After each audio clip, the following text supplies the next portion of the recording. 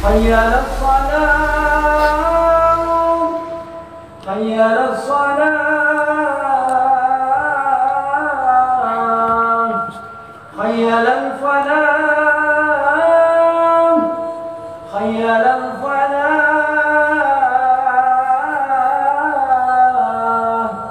الله أكبر الله أكبر لا إله إلا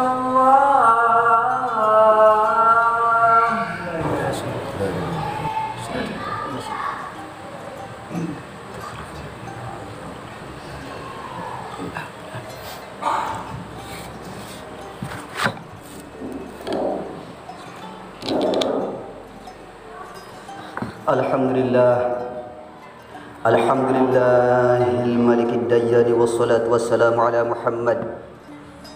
محمد سيد ولد عدنان وعلى آله وصحبه وتابعين على مر الزمان أشهد أن لا إله إلا الله وحده لا شريك له المنزه عن الجسم والجحاد والزمان والمكان وأشهد أن سيدنا محمدا عبده ورسوله الذي كان خلق القرآن أما بعد فيا عباد الرحمن فإني أوصيكم ونفسي بتقوى الله المنان القائل في كتاب القرآن إن المتقين في جنات وعيون آخذين ما آتاهم ربهم إنهم كانوا قبل ذلك محسنين. Ma'asyiral muslimin, jamaah salat Jumat rahimakumullah. Kenikmatan surga itu lebih utama, lebih lama, lebih agung daripada kenikmatan dunia. Kenikmatan dunia tidak ada apa-apanya dibandingkan dengan kenikmatan surga. Karenanya kita harus terus berusaha menjadi orang yang bertakwa. Karena takwalah yang menjadi bekal untuk kita meraih kebahagiaan abadi di akhirat kelak. Insyaallah amin. Ma'asyiral muslimin rahimakumullah. Dalam sebuah hadis Rasulullah sallallahu alaihi wasallam bersabda, Ala wa inna bi jasadi muqdatan idza salahat salahal jasadu kulluhu wa idza fasadal jasadu kulluhu wahiyatal qalb. Maknanya, ingatlah sesungguhnya dalam jasad ada segumpal daging. Jika ia baik, maka baik pula seluruh anggota badan, dan jika ia rusak, maka rusak pula seluruh anggota badan. Ketahuilah, ia adalah hati. Hadis riwayat Al-Bukhari dan Muslim. Yang dapat merusak hati kita adalah penyakit-penyakit hati. Di antaranya riya, ujub, sombong, hasad, dengki, dan lain sebagainya.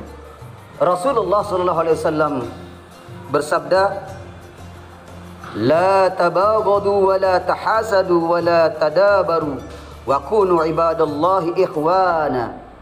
Janganlah kalian saling membenci, saling hasad, saling membelakangi, dan jadilah hamba-hamba Allah yang bersaudara. Ma'asyiral muslimin rahimakumullah. Di antara penyakit hati adalah hasad, saling membenci. Keduanya menjadi malapetaka besar bagi kerukunan dan ketentraman hidup bermasyarakat. Dua penyakit hati tersebut akan menjauhkan masyarakat dari sikap saling kerjasama dalam kebaikan dan ketakwaan. Hasad yang diharamkan adalah berangan-angan agar hilangnya kenikmatan dari seorang muslim disertai usaha untuk menghilangkannya dengan perbuatan, dengan ucapan dan perbuatan. Jika tidak disertai upaya untuk menghilangkan kenikmatan tersebut, maka bukan termasuk hasad yang dilarang. Orang yang berangan-angan, contohnya ada orang yang berangan-angan menghilangkan kenikmatan orang muslim yang tadinya yang sudah dilihat oleh masyarakat luas. Dia adalah seorang yang kaya misalnya, dia adalah seorang yang cantik istrinya, dia adalah seorang yang anaknya soleh dan solehah. Maka orang muslim lain yang berupaya untuk menghilangkan kenikmatan itu, maka itu adalah hasad yang sangat dibenci oleh agama. Jadi dalam pengertian lain, maka janganlah kita iri dan dengki melihat kenikmatan yang diberikan orang lain kepada kita. Semua ada garis, semua ada garis ketentuannya. Semua sudah ditakdirkan oleh Allah menjadi seorang yang begini, ada seorang yang begitu, ada yang seorang punya kebun luas, ada yang kecil, ada yang punya mobil mewah, ada yang mobil punya sedang-sedang. Jadi semua kita sudah diberikan garis keturunan. Maka dalam hal itu, ma'asyiral muslimin, janganlah kita tanamkan dalam hati kita rasa hasad atau benci melihat kesuksesan atau kenikmatan orang lain. Ma'asyiral muslimin rahimakumullah, jika kita ingin membersihkan hati kita dari penyakit hasad ini, maka kita harus melawan hawa nafsu kita. Melawan nafsu akan membantu seseorang melakukan perbuatan yang diridhoi Allah. Para wali Allah, para alim ulama tidak meraih derajat kewaliannya kecuali dengan perjuangan melawan hawa nafsu. Diceritakan bahwa hasad adalah maksiat yang pertama dilakukan di surga, yaitu apa? Hasad iblis kepada Nabi Adam.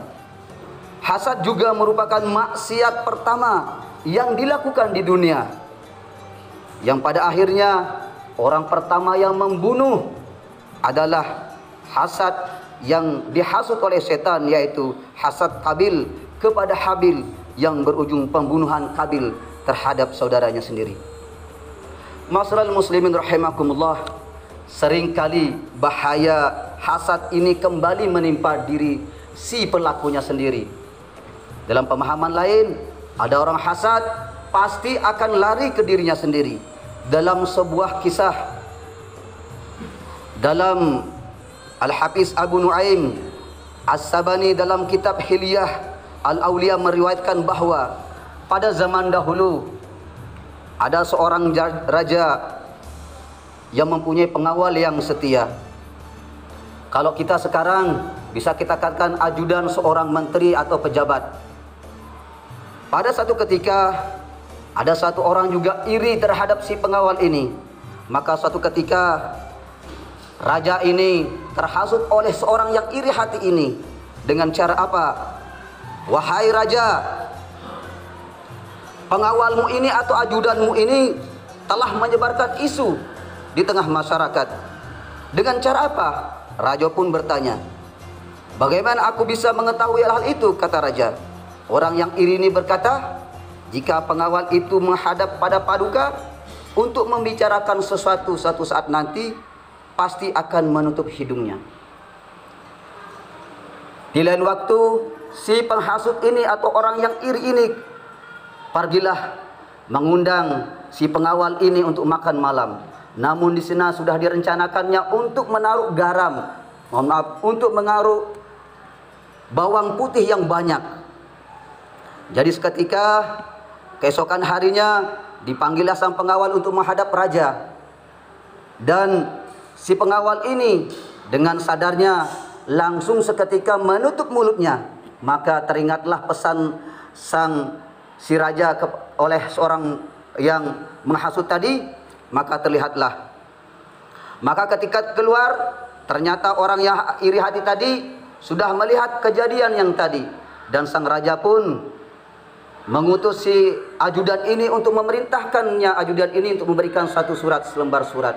Maka berangkatlah si ajudan ini, dan di perjalanan dicegatlah sama orang yang iri hati ini. Seraya berkata, hai sang ajudan, apa yang kau bawa ini? aku membawa surat dari seorang raja untuk diutus, untuk dibawakan kepada para menteri. Menteri di sini adalah orang pengadilan, atau kita kalau sekarang para pejabat pengadilan. Dan orang iri hati ini langsung membawa surat tersebut kepada yang diperintahkan raja. Seketika hadirin, ternyata di sini si pemimpin tadi, orang yang diberi surat ini langsung memenggal orang yang iri hati tadi ini yang membawa surat ini. Memenggal kepalanya, lalu dibawalah kepada sang raja.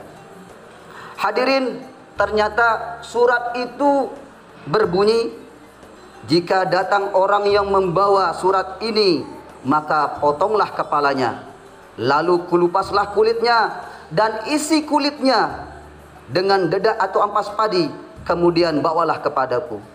Para algojo pun memotong kepalanya dan memotong kulitnya, semua seperti apa yang dibahasakan oleh surat tadi. Maka seketika kepala dan jasad si iri hati ini dibawa oleh ke raja tersebut. Dan raja pun bingung, kenapa bisa demikian? Maka si ajudan tadi bercerita, di tengah jalan aku dicegat sama orang yang iri hati ini, si Fulan ini, dan dialah yang membawa surat itu. Kenapa demikian? Bisakah kau ceritakan apa kejadian yang sebenarnya, wahai pengawalku? Kembalilah ke tempatmu. Maka si pengawal pun tadi bercerita dengan gamblang, sesungguhnya sang raja pada malam itu aku pergi ke rumah si yang iri hati ini memakan hidangan, namun di sana kebanyakan adalah yang dikasih bumbu bawang putih. Maka pada waktu aku berhadapan dengan raja, aku menutup hidungku. Maka dari situlah sang raja pun sadar bahwa apa yang dilakukannya adalah tidak baik atau salah di hadapan, atau beranggapan tidak baik, yang telah beranggapan tidak baik kepada pengawalnya. Masyaallah muslimin rahimakumullah, begitu tidak baiknya, begitu sangat bahayanya kalau kita mempunyai sifat hasad.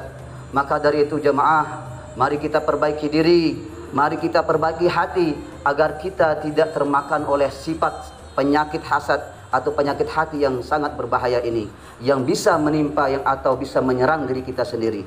Masyaallah muslimin rahimakumullah, demikian khutbah singkat pada hari ini yang penuh keberkahan ini. Semoga bermanfaat dan membawa berkah bagi kita semua. Amin ya rabbal alamin. Aqulu qauli hadza wa astaghfirullah li wa lakum fastaghfiruh innahu huwal ghafurur rahim. Allahumma salli ala Muhammad, Allahumma salli ala Sayyidina Muhammad, Allahumma salli ala Sayyidina Muhammad wa ala alihi wa sahbihi ajma'in.